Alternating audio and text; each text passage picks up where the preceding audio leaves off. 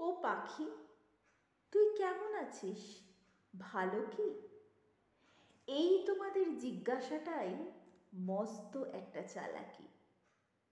শূন্যে যখন মন্ত্র পড়া অস্ত্র হানো, তখন তোমরা ভালোই জানো আকাশটাকে লোপাট করা দারুণ দুর্বিপাকে পাখি কেমন থাকে। কিন্তু তোমরা সত্যি সত্যি চালাক কি? তাও নও। নইলে বুঝতে এই ব্যাপারটা বস্তুত দুর্বহ। যেমন আমার, তেমনি তোমার পক্ষে।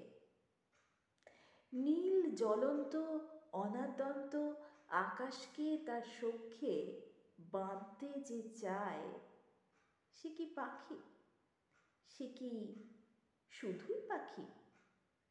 খাঁচায় বসে এই কথাটাই ভাবতে থাকি।